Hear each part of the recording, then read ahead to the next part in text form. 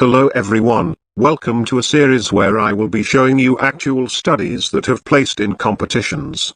In this video, I will be explaining the third place entry in a recent tournament by Ran Kola and Yochanan Afek, a position where white has 3 pawns for the exchange. The goal of white is to win, so at least one of the passed pawns must be promoted. Pushing the A pawn allows the rook many ways to capture it, while the C pawn is stopped by the enemy king. This leaves the G pawn to do the work, but its movement will lose the bishop on F3. All of this will lead to the move bishop to G4 check. Black realizes the potential of the G2 pawn, so the king gets closer with king to D8, while white follows up with bishop to D7, intending G4 next. Rook to G3 stops that, forcing white to give up the A pawn so that the G pawn can reach the 5th rank. And after king to E7 G6 rook to the 1st rank, it is now the first critical moment. The moves above are not simple by any means, but what is about to come is what really makes this puzzle stand out. G7 would fail because after rook H1 check white will have to give black a tempo to get the rook on the G file.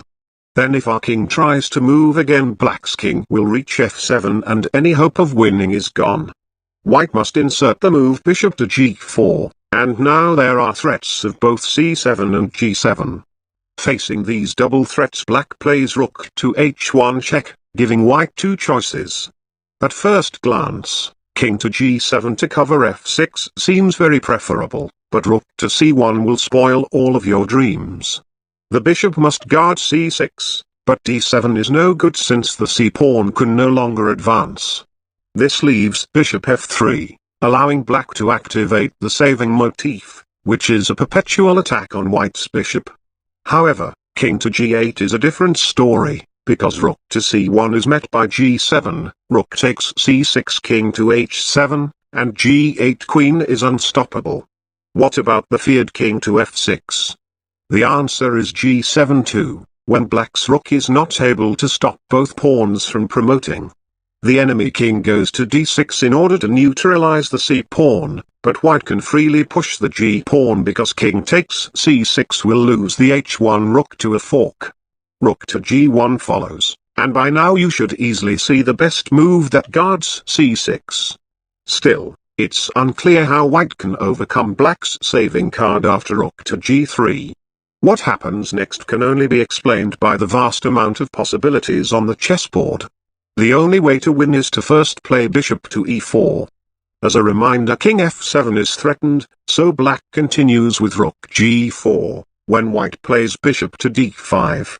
Following up with rook G5 lets our king easily approach the rook, nor can the bishop be captured because the G pawn will promote with check. Simply outstanding, so black's king goes to E7, counting on the fact that C7 would allow a rook sacrifice, then king D7. But white's king now emerges through H7, then G6 and H6. Rook to H4 check allows king to G5, so black finally proves why a single rook is still strong with king to F6. However, this is just an illusion because white can underpromote to a knight with check, and after king to E5 C7, the rook is perfectly placed to not be able to stop the C pawn with rook to C4.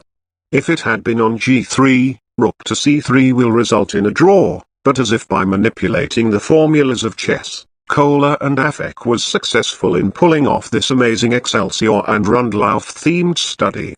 How did this study lose to second place? Be sure to like and subscribe so you can find out its solution, and also join my Discord, as I will see you all in my next video.